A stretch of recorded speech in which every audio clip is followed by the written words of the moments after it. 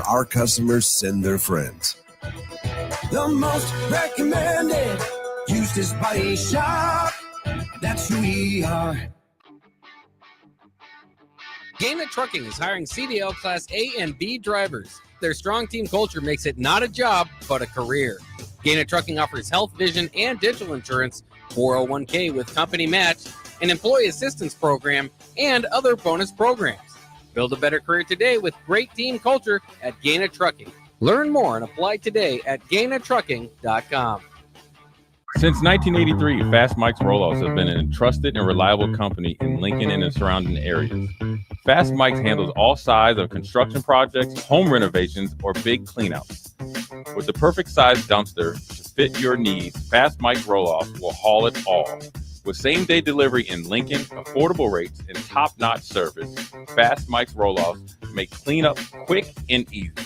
Call now at 402-450-6828 or visit us online at fastmikesrolloffs.com. Book your dumpster today. Fast Mike's Roll-Off, cleanup made simple. This is Lincoln's home for sports talk on the FM dial. Also online at theticketfm.com. On the internet. KNTK FM Firth, 93.7 The Ticket. Welcome into The Breeze with DP and Hoss. On 93.7 The Ticket and theticketfm.com. Brought to you by Canopy Street Market.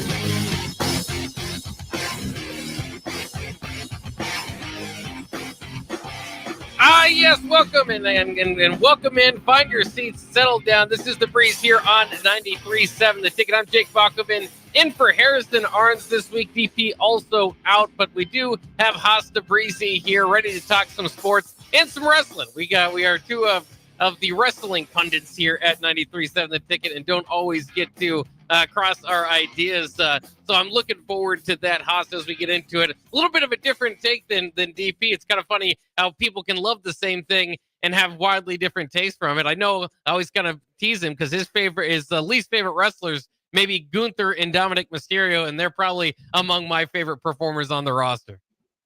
Oh, then yeah, no. Dirty Dom is cool, but Gunther to me is a complete waste of talent. So we're not on the same page there. Yeah. So see, that's how it is. Wrestling is going to happen that way, and of course we can dive into some of the deep parts of wrestling, what's kind of going on now, and of course the rest of the sports world as we'll get into it. But is it a style of wrestling that bothers you with Gunther? Bret Hart recently came out. It's always funny when this, Hulk Hogan did this with Mick Foley years ago, where the different styles of wrestling sometimes look down on the others. And Gunther's a lot of kind of slow pace, big chops. But Bret Hart, does not necessarily like that. It doesn't feel like you're kind of putting on more of a show. But I personally kind of like it. Big guys colliding with each other. Obviously, we all know it's predetermined. It's all part of a show. So I don't mind that aspect of it. What is it that you don't like about Gunther? Why is he better than Braun Strowman? Like, what about him makes him more appealing than Braun Strowman? Maybe back locker room type of being able to work with Braun Strowman as soon as he leaves WWE every time always has something to say. But I agree with you, and I've heard you say that before. Especially for his latest run, they gave him the world title and before they let him go, but when they brought him back this previous time, and again, now no longer with the company, it just kind of felt like they never really found a great storyline for him. And he is a guy that, to me, and it depends on, again, what you like, but I always like the Big Show running down and knocking everybody out and getting people going. But they didn't really book him that way, I suppose, too much this past run for Braun. Like, Sheamus is more relevant, and they have not used Sheamus for 3-4 years. So Sheamus could easily fill what Gunther's trying to do, and they gave Sheamus crap for coming back from injury and looking a little fat. And fine, he was. Okay. Burger after burger after burger instead of banger after banger. Fine. And I understand Walter had a nice transformation of his body, but come on. Gunther versus Sheamus, if you were to really pick from a champion perspective, who really fits the part, who looks the part, who's done cooler things, it's Sheamus. And Sheamus is a C right now. Like, Sheamus is not someone that you're like, oh, Sheamus is the main event, I want to go watch it. They could go and push him, and they can make him more fun. I mean, Karrion Kross, who I don't even really like, could be a much better sell than Gunther to me. So, other than his chop, other than his power bomb, like what does he have? Yeah, and that power bomb even I think is looks dangerous the way he does it at times. So I've never been. I guess I wouldn't say I'm like a huge Gunther fan. I've just enjoyed. Well, if you get into me, I like the heels, and I kind of like the foreign heels. Rusev, who is feuding with Sheamus right now, I thought played that role really wonderfully back in the day. Against John Cena and for the U.S. title and all that. And so I thought Rusev, I thought in my mind. Gunther has done a good job of that, and then I think he's pretty good at promos. I think at least to me he looks formidable. He looks like he at least could beat most people up, and he's pretty good at just kind of telling it like it is on the mic. Do you mind Gunther on the mic? He's not even the best guy in Imperium. I'm gonna agree with that. So yeah, I mean. It is interesting. Again, different flavors for everybody on the WWE roster. Have you felt a little bit of a lull this past since SummerSlam when they brought Brock Lesnar back and we haven't seen it? Yeah, always. That's what they do. It's the best months of wrestling are January to April, and then they'll get you excited again right before SummerSlam, and then it just dies down. Yeah. Yeah, and particularly like I said, bringing Brock Lesnar back, and now we've had 2 weeks of programming, and you don't really get to that. They're setting up obviously John Cena and Logan Paul, and the really just the whole the premium live event that they're going to have out there in Paris. But it does. I mean, especially coming off, and I'll say this: they've done a good job over, especially now getting so many different partners from Peacock to USA Network, and I know that's still NBC, but Netflix, and so you kind of just have to build up enough of a show. Whether it's Saturday Night Main Event, we've seen those built up. You have to build up enough of a show for each partner to be happy with the product that they're getting, and so far to me, it just feels like after some. So I thought that maybe that business, like you were saying, that we kind of are used to as wrestling fans, may change a little bit, may alter a little bit if you still have to keep feeding all your network partners. But I don't want to become a complete downer as we get here and talk about wrestling, but it just does feel like this clash at Paris probably could do without it altogether. I mean, I'm not overly excited about necessarily any one feud. Well, Naomi has to come out tomorrow and explain what's going on, so that's something that's interesting. If she's pregnant, good for her. If it's an actual injury, that stinks. The timing of it now, twice in a row, being pregnant and being a champion, that's rough. But I'm sure the prize of having a baby is much more important, so fine. With that, figuring out what would happen to that belt, I think Sol Ruka should come up to the main roster. So they're not going to just give her the belt, but that's the way to make it more exciting. Like, to me, she stole the Evolution pay-per-view. What they're doing with Charlotte Flair and Alexa Bliss, to me, is I'm finally finding Charlotte relevant again. So seeing her personality, DP wouldn't talk like this, so I want to be careful, but she didn't look healthy for the last 6 months or a year. Like in life. So she looks healthy now, which is great. So seeing that, I don't know if you picked up on it, but she looked a little off in the last 6 months, but now she went through a divorce and that sort of stuff too, so maybe somewhat understandable. Or maybe it was like near an anniversary of her brother's death, or maybe her dad's got stuff going on. I don't know, but she actually looks like the original Charlotte Flair from 10 years ago, which is cool. Or Alexa Bliss is just that fun. I don't know. So focusing on the women a little bit, if they're not going to focus on John Cena, The Rock, or Randy Orton or Brock Lesnar, that might be the route to go. Cody won the belt back, and we haven't really heard from him. So there's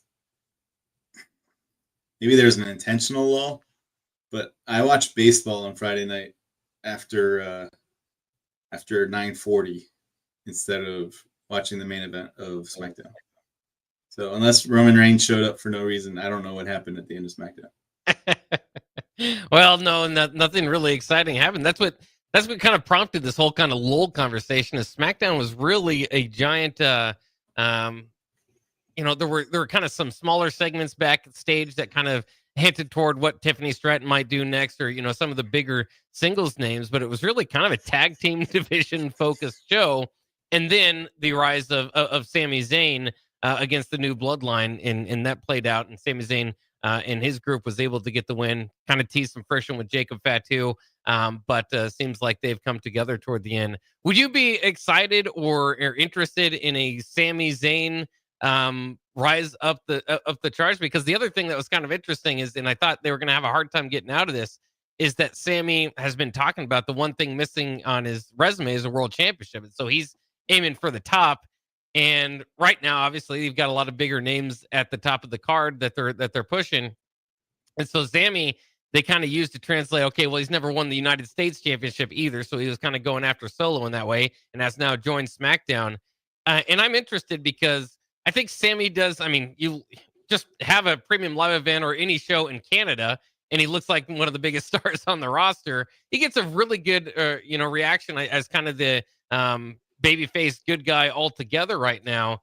But I have to admit, when I thought that the time to strike on Sami was when he was in the bloodline. And that's when I thought he was most interesting. So now if they kind of go back and try to bring that math forward and see if they can give him this a big push, one, I'm not sure if it lands quite as high as it would have before. But two, I'm not even sure if they're necessarily going to do that after teasing it for so long, because now they have him looking at the United States Championship. Yeah, so he does really well when it's a crown jewel type event, when he's with the Middle Easterns. And he does really well in Canada, especially in his hometown. With that said, he hasn't been that interesting because he's been wrestling against not that interesting of people. So if you put him back with Jay, you could make them tag team champions. That's a way to make them a little bit relevant. I know he's on SmackDown. I get it. Then fine, do him and Jimmy want to be SmackDown tag team champions. I don't know if the Wyatt Six are going to give up their belts anytime soon, but he needs gold, and it makes sense with what he did with the Intercontinental Championship. Didn't he beat Braun Breaker? Wasn't he the one who took the belt off Braun Breaker? He beat Gunther at WrestleMania. Gunther. There you go. So right, he beat someone that shouldn't have been beaten in the way that WWE built him up. So he should have gotten a main event push then, but it was also with what we saw with WWE Untold in the back scene that it was Jay's time. So I understand.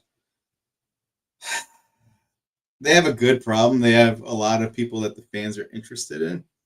It's just, it's time to give Rhea a belt back. I know last show we actually talked about how she doesn't need the belt and she's not going to win the belt because they're going to give her the belt back at WrestleMania 42.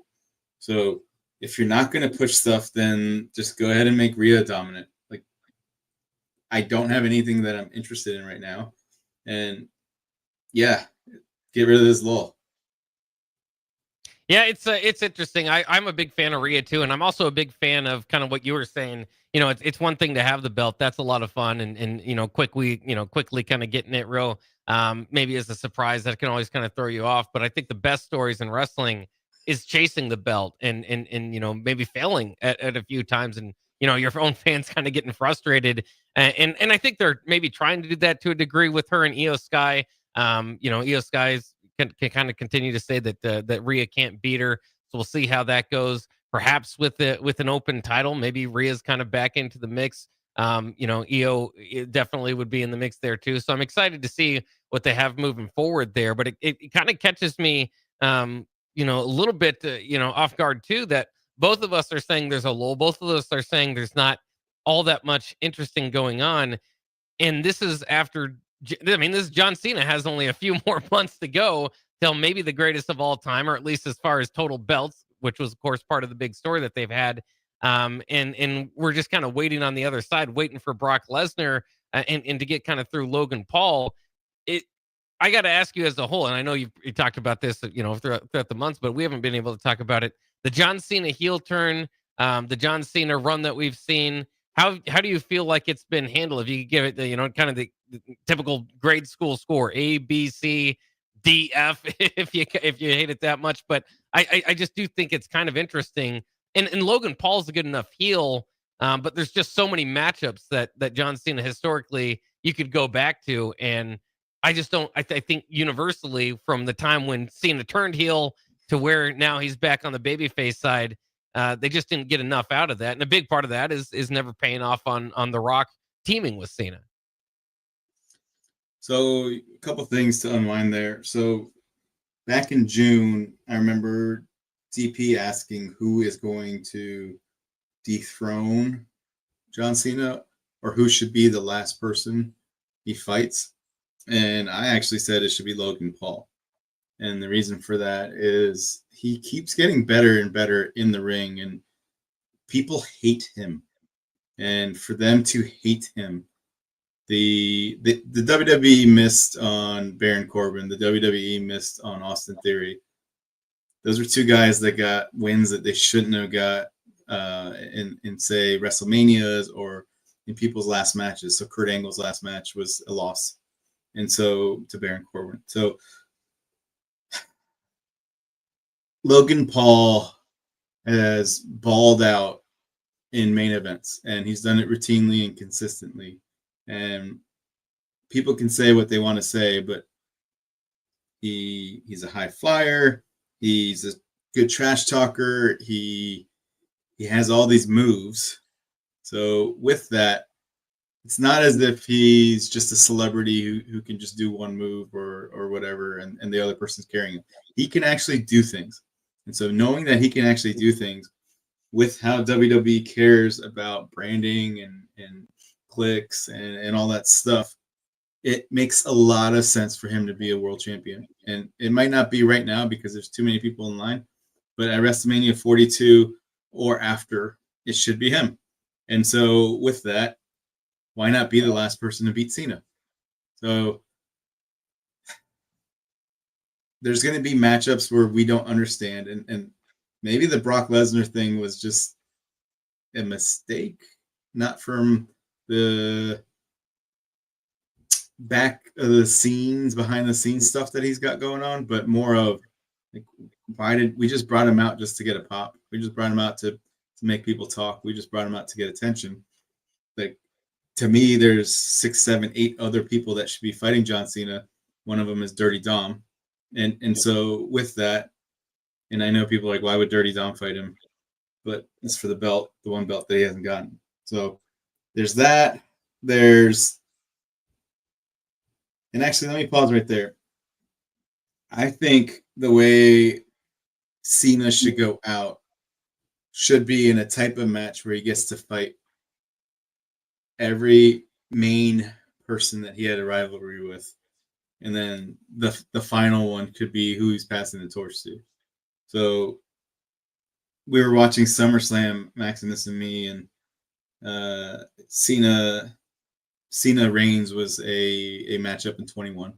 And then Brock Lesnar came back in 21. And he's like, whoa, are they just bored and they just steal the same storylines? Because Brock Lesnar came out of nowhere and Michael Cole was like, oh, shoot. And Pat McAfee's like, you should say it. Just say it. Don't say shoot. Just say it. So it was literally reliving the SummerSlam from 4 years ago with Brock Lesnar coming back.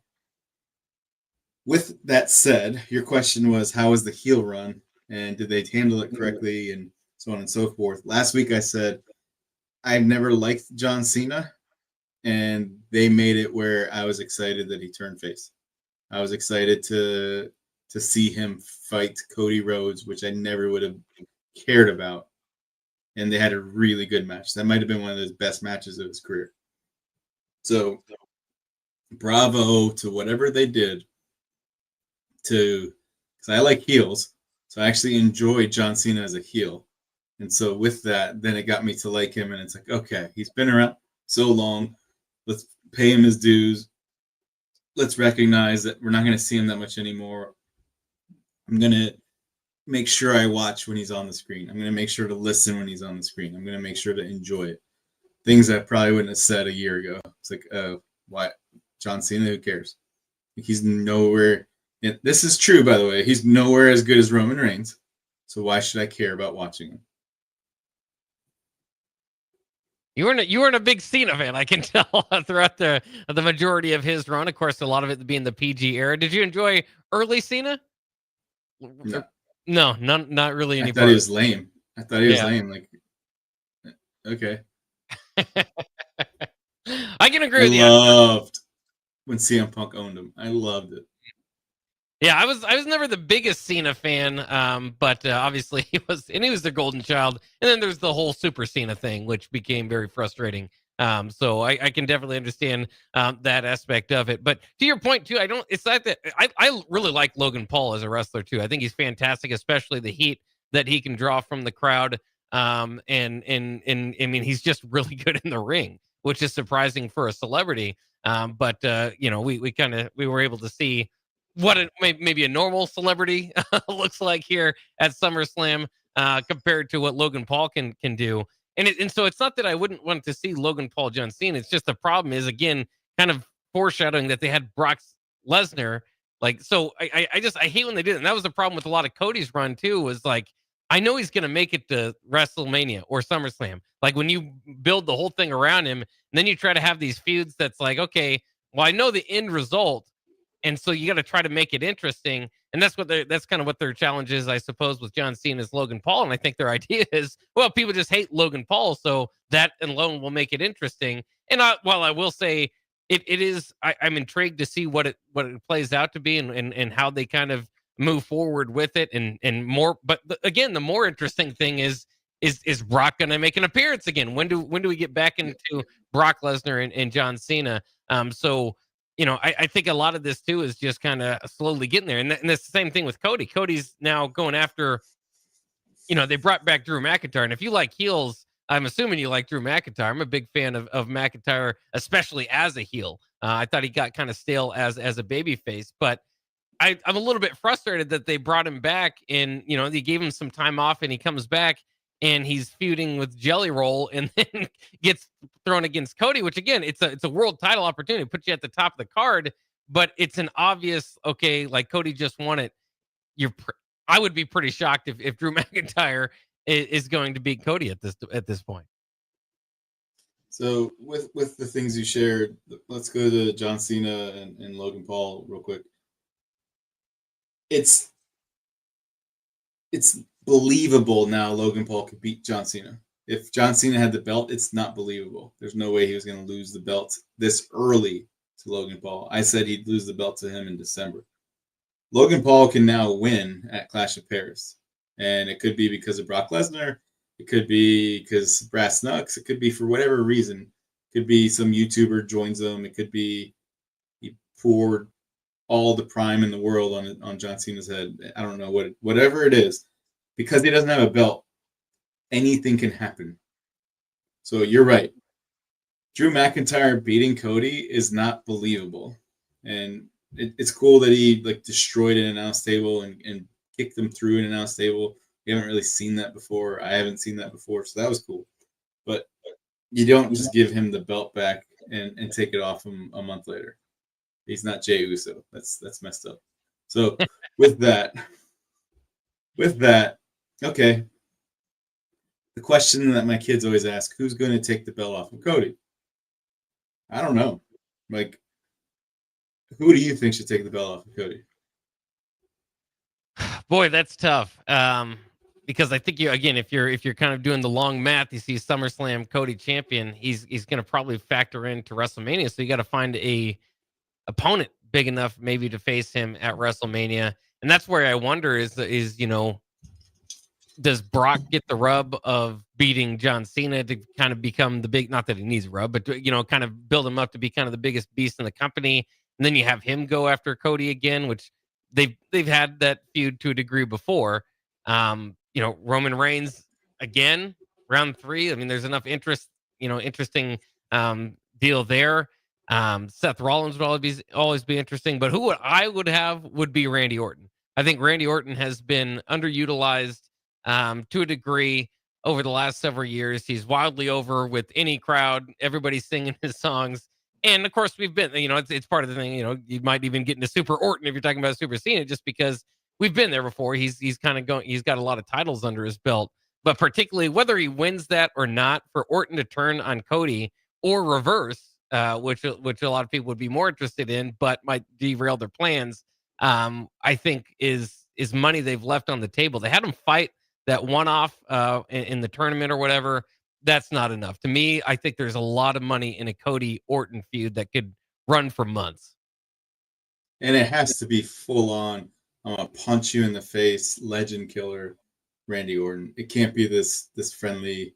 I know as the face, Randy Orton, he's still gonna RKO you out of nowhere, but it needs to be, I'm gonna handcuff you to the rope and then kiss your wife and make you watch Randy Orton. So that's the Randy Orton that's needed so he can go win a couple belts. And full on agree with that. When you say Super Cena and Cody Rhodes, it's Super Cody, and he kicks out of everything. When I watched the SummerSlam 2021, Roman Reigns took 4 attitude adjustments and 1 off the top rope, and there was no cheating, and Roman Reigns kicked out of all of them, and he still won. Crazy that how, like, I don't know, what do you want to call that? Super Roman doesn't really be.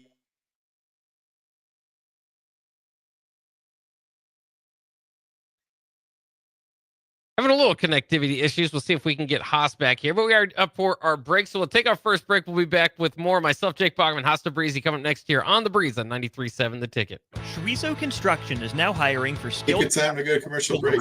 Concrete workers, and general laborers.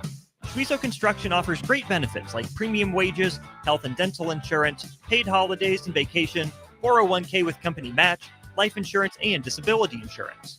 They pride themselves on a legacy of 40 years built on integrity and trust.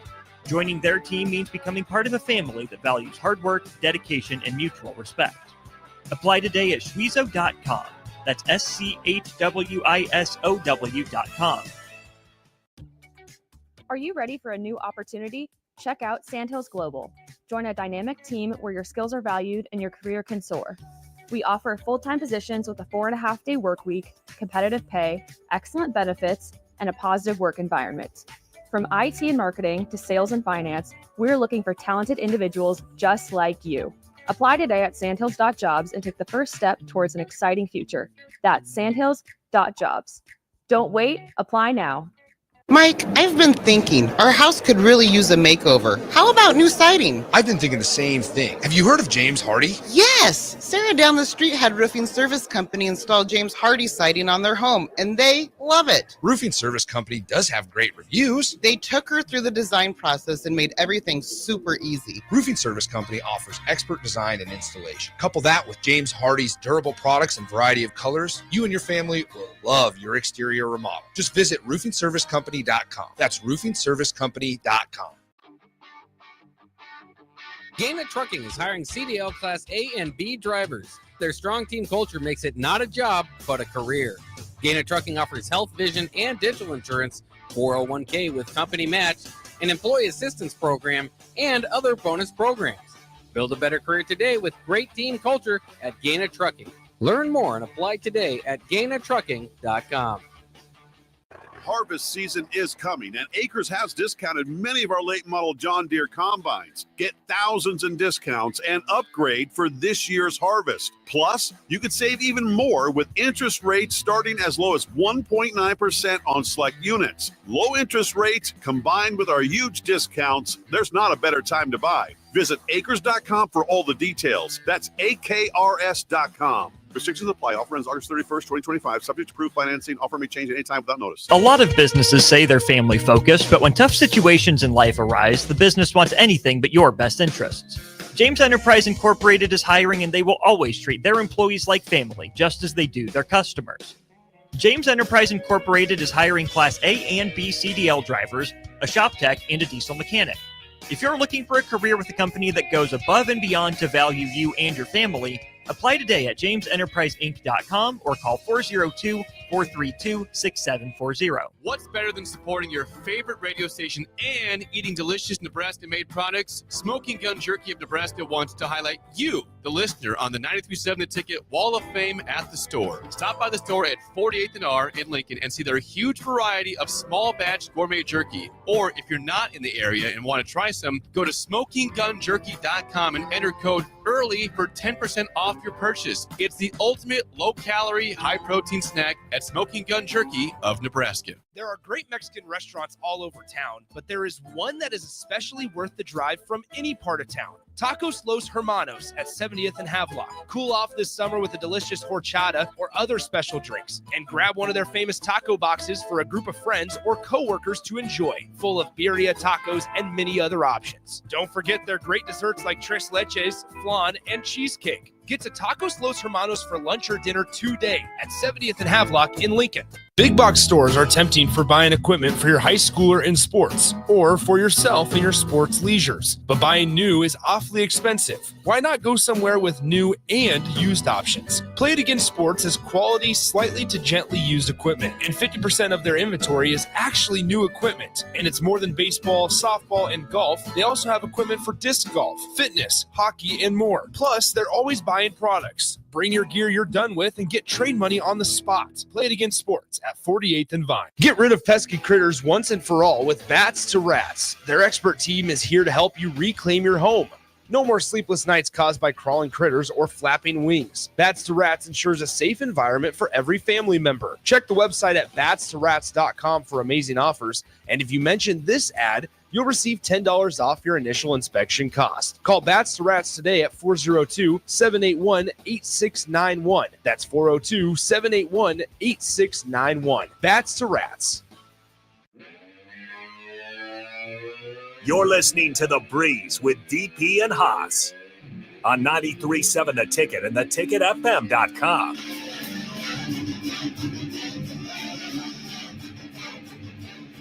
Yes, that's right. We are back here on The Breeze on 93.7 The Ticket. DP is out today. I'm Jake Bachman filling in. Harrison also out today as well. So it's just myself and Hoss Tabrizi, though, here for The Breeze. We're talking some pro wrestling, and we'll get to some sports takes here at the end. But again, two guys that like wrestling, so we'll continue talking a little bit about that. And you were kind of talking about, and we were talking about different styles of wrestling that can kind of get more people interested or different people interested in how you really put on good wrestling matches.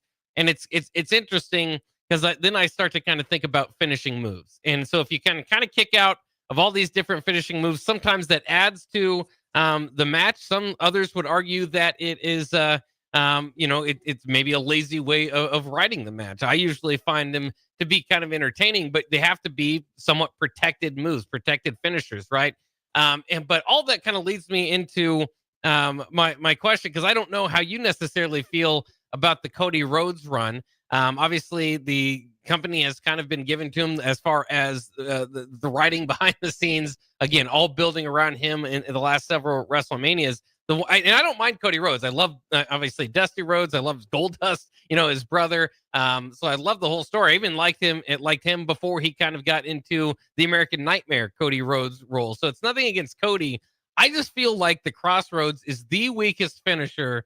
I think you could probably you could get out of the Crossroads and not allow that to finish you, finish off the match every time, and it'd be believable. And I don't know why they do that. I think he's got that one kind of springboard off the ropes that he gets you, kind of it looks like an arcade out of nowhere with the ropes involved. The Cody Cutter. Cody Cutter. There you go. I think the Cody Cutter works a lot better than the Crossroads. And sometimes wrestlers get into that. I'll never forget. I think Cesaro is the best example of that. He's got a move where he tosses you like 30 feet in the air. Not that much, but he's very strong. He can toss you quite up and then elbows you. And it looks the most devastating thing that I've seen. One of the most devastating moves that I see in wrestling. And then they're like, no, we better have him spin him around, which I'd like to spin too. But I'm interested sometimes how they arrive at those finishers. What do you think about the Crossroads? Because it just, they try to make a big deal. It almost takes me out of it a little bit when they're trying to make the big deal out of it. It's like, he got out of the Crossroads. That's crazy. And it's just kind of lazy on your back. You mean the Reckoning? Is that what it is?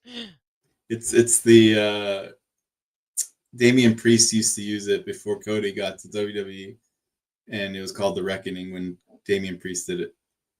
He had to stop doing it, which is why he does the South of Heaven or choke slams or Razor's Edge. But he'd win off that move too. So I don't know, if you're playing WWE 2K24 or 25, you could be destroying Cody Rhodes, and then Cody Rhodes hits one of those moves, just one, and then you're done. Your pin bar it's just done. So they've made it as powerful as the leg drop. I'd love to see an opponent that's established, like Shawn Michaels, just oversell everything and just be like, all right, we're gonna make you Super Cody, then I'm going to just fly after you hit me with a bionic elbow or with the disaster punch or Cody Cutter. I'm just gonna fly out of the ring. So that's what's needed.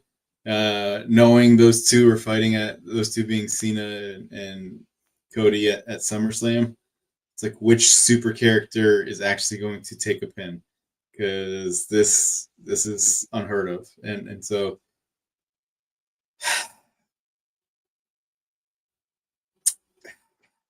I don't know. Who is the most invincible wrestler we've ever seen, or have we seen in a long time? Undertaker at WrestleMania was the most invincible. Yeah. Hulk Hogan was very invincible. DP would be like Bruno Sammartino, Ultimate Warrior. He'd bust out people from the 60s and 70s. Who to you was a wrestler that you couldn't beat watching wrestling in the last couple of decades? Well, I mean, obviously Roman Reigns had his big run. I did feel like, they did have in a tag team match at one point, Jay pin him, which I thought that was not the greatest decision for the run that he was on. But yeah, I mean, he comes to mind. Obviously Brock Lesnar, it was a little bit of a Ronda Rousey effect there. It wasn't just that he was going to beat you, but he was going to beat you in 30 seconds or under 2 minutes. And just, and Goldberg, I mean, Goldberg, that's kind of what his career was that he was going to beat you in under 2 minutes. So those are some of the names that kind of come to mind as some of the most dominant wrestlers, again, that they've either booked or believable. And I think all those guys were pretty believable in doing it as well. See, you brought up the name Goldberg.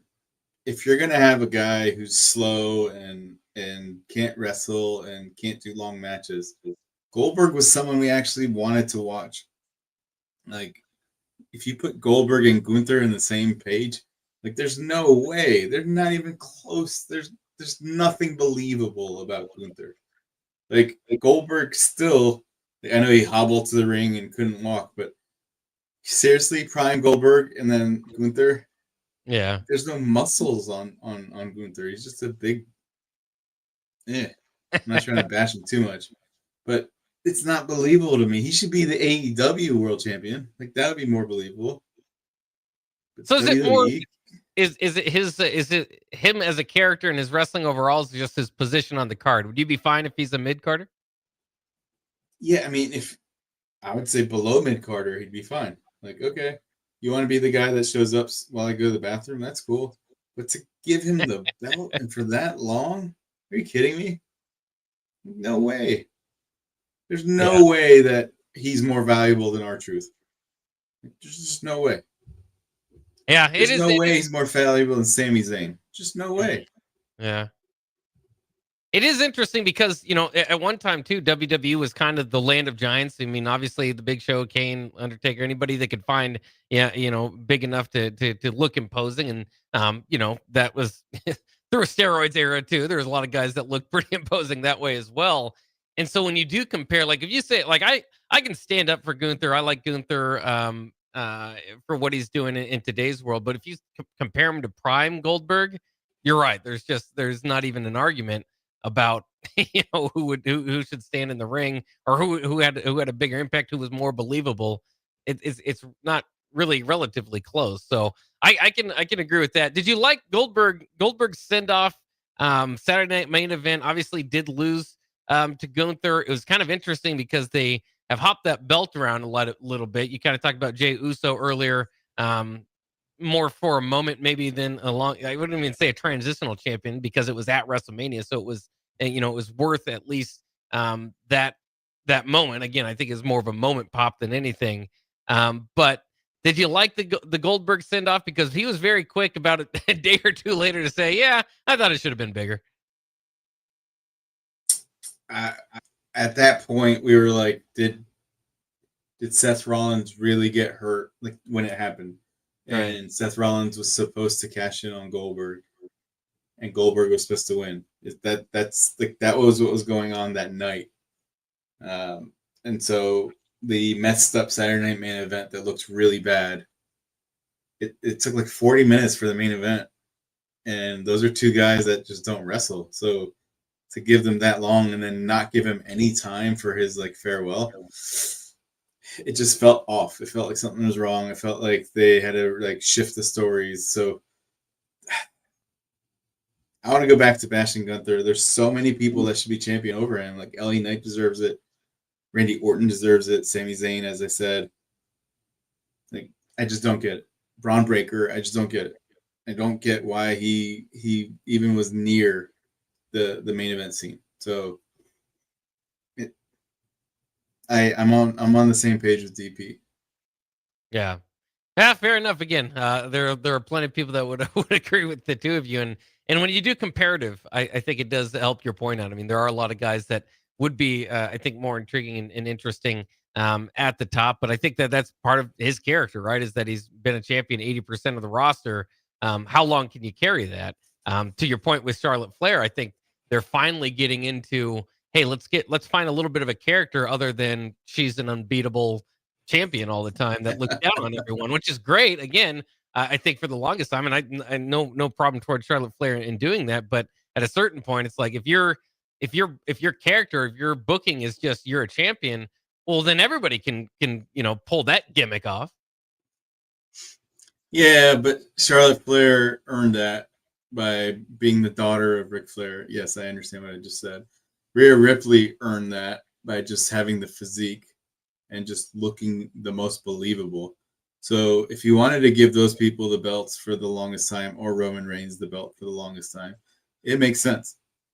Cody Rhodes is a talker and has the last name and all that, so they're giving it to him. Is he believable as a champion for WWE? Is he the right person? Now, I don't want to bash him because he does the little things that John Cena used to do. So I don't want to hate on Cody Rhodes. Kids love him. He goes to everything. He's the workhorse. He's got a really good entrance. So sure, fine. We don't need to go with DP's, hey, we need super giants. We don't need to have that. He's more of a, Cody Rhodes is more of an Edge or a Shawn Michaels, and that's okay. Like, those were great champions too. So I'm cool with Cody Rhodes having it. I'm cool with Seth Rollins having it. We haven't really talked about him. But I did enjoy heel Seth Rollins. I did enjoy the way they played most people except us. Like, we talked about it. Don talked about it. TP talked about it. They played most people, and it was well done. And so to make sure it's his mission to not let CM Punk have a belt for the longest time. That's good. That's something we want to watch. And you know what? With that said, Roman, CM Punk, Jay, and Seth, that's a match that we actually want to watch. So they put that in there. They planted that seed. Bravo. Now I just need to figure out what R-Truth is doing next. Now I need to figure out, okay, why didn't Dirty Dom win the belt last night? What's happening with El Grande Americano? Why didn't he win the belt last night? The stuff that he did at AAA like 2 weeks ago when he sung in Spanish, to me, meant he should have gotten the belt last night. So there's little stories that they should run with, like Chelsea Green. She's really starting to pick it up to me. She should be.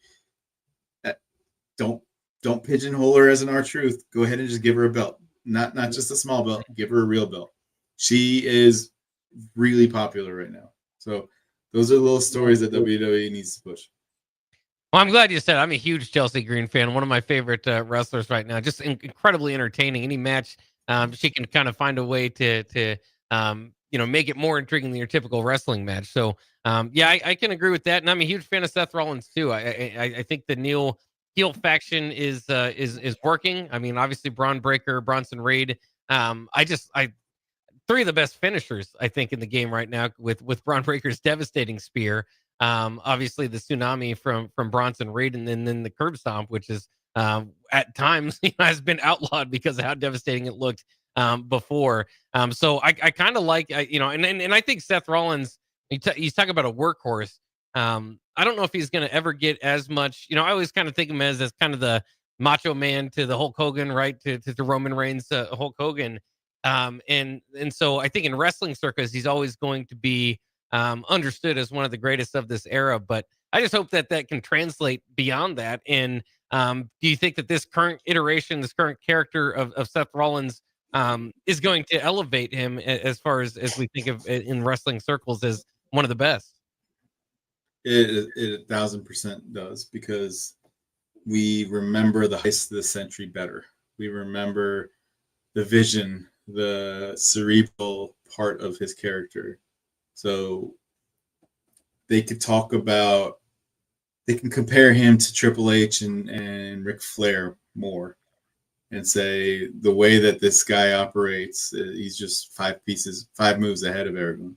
So he might not be the one that's going to spear you through the ring, or just never, you can never beat him. He's not a Super Cena. He's not a Super Cody, Super Rowan, but he's going to outsmart you every time. And so the storytelling should be just really pushing that, and just talking about he's the smartest wrestler, I don't know, in the last 20 years. That's what they got to talk about. Not he's the best champion, but this is by far the smartest champion we've had since Triple H. And so just keep running with that and doing that, and just puppeteer, and the Bronze need to be tag team champions.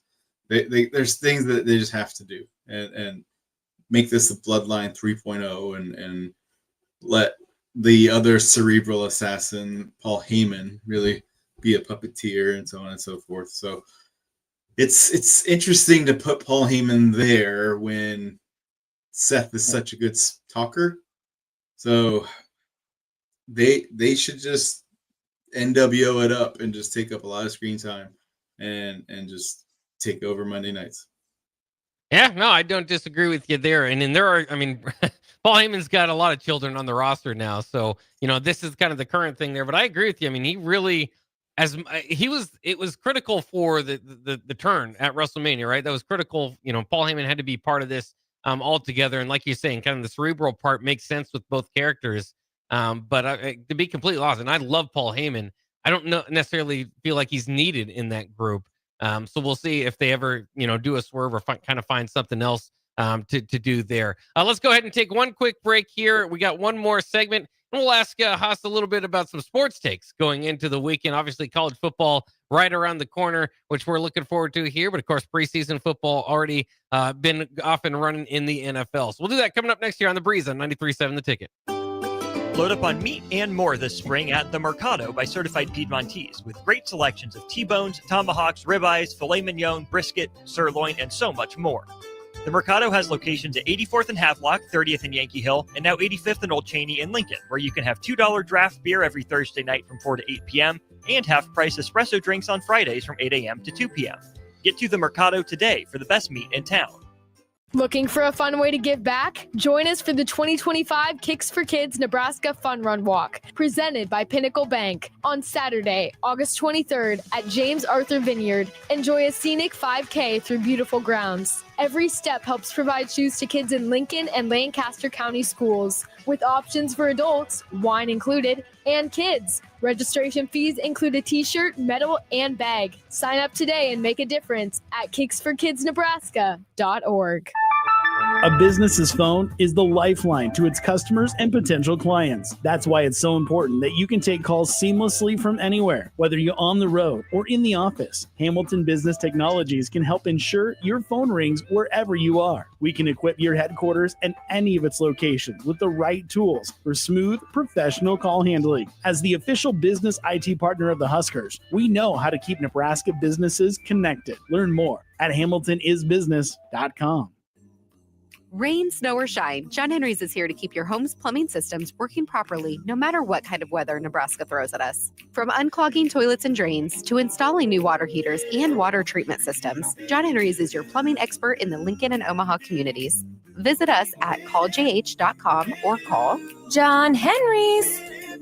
435-5555. John Henry's Plumbing, Heating and Air. And electrical. Schweizo Construction is now hiring for skilled craftsmen, steel erectors, concrete workers, and general laborers. Schweizo Construction offers great benefits like premium wages, health and dental insurance, paid holidays and vacation, 401k with company match, life insurance, and disability insurance. They pride themselves on a legacy of 40 years built on integrity and trust. Joining their team means becoming part of a family that values hard work, dedication, and mutual respect. Apply today at schweizo.com. That's SCHWISOW.com. Mike, the insurance company wants us to replace the roof. Wait, what? I thought everything was fine. Yeah, it says right here our roof is too old and they won't be able to cover us anymore. I guess it is 15 years old. Hi, I'm Austin with Roofing Service Company. We help homeowners with their roofing and siding projects. Financing options are available, and we can get you under a new roof no time at all. If this sounds like you, visit roofingservicecompany.com. That is roofingservicecompany.com. Ticket listeners know a dream team when they see one. At Applied Connective, we've been in the game for 20 years and have developed a team of world-class leaders in all things IT. From cybersecurity and Microsoft products to physical security, audio, video, infrastructure, business phone systems, and anything in between. We'll help you leverage technology to become your most secure, efficient, and profitable. Head to our website to check out real reviews and testimonials and sign up for a free tech consultation. We can show you where you might be vulnerable, inefficient, or overspending. It's a game changer, and it's totally free. Claim yours right now at appliedconnective.com. You're listening to The Breeze with DP and Hoss on 93.7 The Ticket and theticketfm.com. We are back on The Breeze on 93.7 The Ticket. I'm Jake Bachman alongside Hoss Tabrizi, and just a few minutes left in the show. So I want to give Hoss his opportunity to let us know some of the things he's thinking about in the world of sports as we head into get closer to football season. Doesn't have to be football, though. Hoss, what's on your mind for sports this week? I know most people can't name that many players on the Milwaukee Brewers, but they deserve some flowers with their 14-game winning streak. And DP gives me crap for always talking about the Dodgers, which I'll do in a second. But the Brewers swept the Dodgers twice this year. And to have a 14-game winning streak, they have an important series. Well, it used to be an important series coming up with the Cubs on Monday. They were tied just about a week or two ago. And with this 14-game winning streak, the Brewers just have separated themselves significantly from the Cubs. So I would watch out for them. I know I talk about the Dodgers a lot. Other people talk about the Mets, the Phillies, the Dodgers, the Padres, and they don't talk about the Brewers. to sweep the Dodgers, and I know Anaheim also did that this year, is a pretty big deal. And it's because of their pitching. They have really good pitching that's set up for the playoffs, and they have a really good bullpen. They're offensively, here was an interesting thing when I was watching one of their games. They only have 3 players that are of a decent height. I think it was 5'11" or higher. The rest of their players are all shorter players who are just a smaller build, so that means they play fast and they do a lot of small ball. So the Brewers are a team to watch out for. They're definitely going to be a 1 seed unless the Dodgers go on a 20-game winning streak, which they could. The Dodgers finally have healthy starting pitching, so you never know. And starting pitching is actually what gets you in the playoffs and during the regular season. Back to the Dodgers, though, I want to share something that I've never seen before. So the Padres, for their first 4 batters, did the following. No, first 5 batters: single, double, single, F7, so flew out to left field, and then single. Okay? In that F7, it was not a double play and it was not a triple play. They had 4 outs before the next batter came up. And for that to happen was because their catcher, Will Smith, threw out 3 guys at second base trying to attempt a stolen base at second. I've never seen that before. Throwing out 3 batters for the first 4 outs of the game. It was crazy. I haven't seen that before either. That is crazy. They thought they had a game plan going into it. He shut it down pretty quickly, I guess. Why would you run on him? Okay, the first time I get it. The second time, maybe don't test it. The third time, are you kidding me? And what's worse is if you looked at the scoreboard, it says 0 and 5 and 1. So 0 runs, 5 hits, 1 error. The Dodgers had 5 runs, 1 hit, and no errors. So 2 things that, like, how do you have 5 runs with 1 hit? Well, they had 6 walks. And so it was a crazy first couple innings. Watching the Dodgers and Padres is always crazy. I can't wait to see who's going to get beamed today because the Padres are sore losers, and that's what's going to happen. What I love about the baseball, obviously, is how they keep up on their facts, and they play so many games, obviously, so many teams over the years. But there's always like some weird stats, like this is the first time since 1929 that's happened. And you're just like, how is that even possible? That's crazy. And it was since 1920. That was the first time a catcher's done that. So yeah, it's crazy. There you go. All right, that'll wrap it up for the Breeze this week. And thanks again to Hoss for joining us here on his own show. So maybe thanks for me for jumping in for Harrison and DP. But thanks, Buck. Yeah, there we go. All right. That'll wrap it up for the Breeze. Stay tuned. More ticket weekends coming up after this.